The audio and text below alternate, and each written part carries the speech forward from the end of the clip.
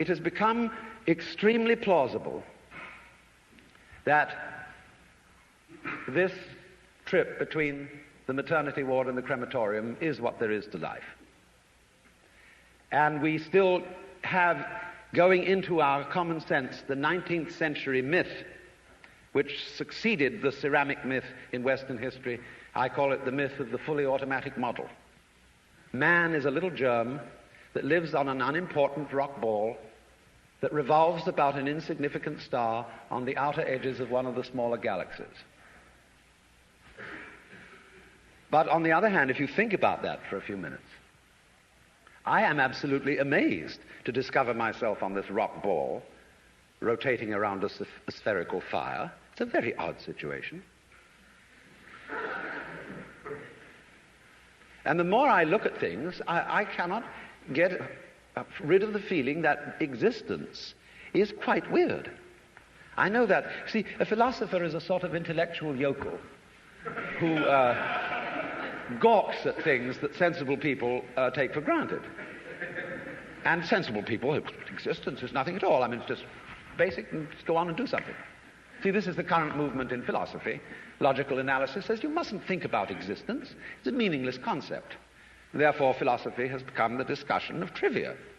No good philosopher lies awake nights worrying about the destiny of man and the nature of God and all that sort of thing, because a philosopher today is a practical fellow who comes to the university with a briefcase at 9 and leaves at 5. He does philosophy during the day, which is discussing whether certain sentences have meaning, and if so, what.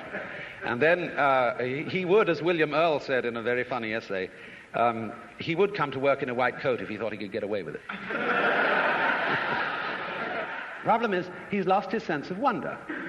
Wonder is like, in modern philosophy, something you mustn't have. It's like enthusiasm in 18th century England.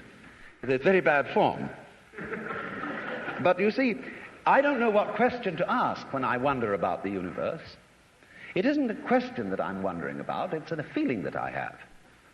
Because I cannot formulate the question that is my wonder. The moment my mouth opens to utter it, I suddenly find I'm talking nonsense. But that should not prevent wonder from being the foundation of philosophy. So, there is obviously a place in life for a religious attitude in the sense of awe, astonishment at existence. And that is also a basis of respect for existence. We don't have very much of it in this culture, even though we call it materialistic. In the culture that we call materialistic today, we are, of course, bent on the total destruction of material and its conversion into junk and poisonous gas as quickly as possible. This is not a materialistic culture, because it has no respect for material. And respect is in turn based on wonder, on feeling the marvel of just an ordinary pebble in your fingers.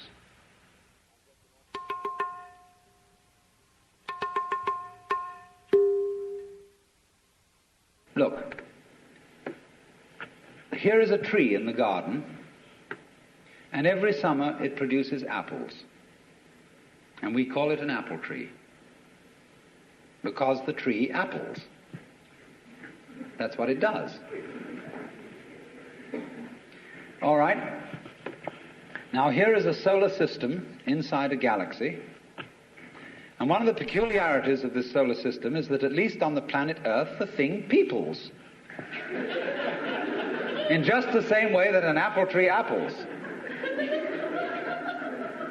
Now maybe 2 million years ago, somebody came from another galaxy in a flying saucer and had a look at this solar system, and they looked it over and shrugged their shoulders and said, just a bunch of rocks.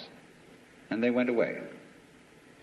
Later on, maybe 2 million years later, they came around and they looked at it again. And they said, excuse me, we thought it was a bunch of rocks, but it's peopling. And it's alive. After all, it has done something intelligent. Because, you see, we grow out of this world in exactly the same way that the apples grow on the apple tree.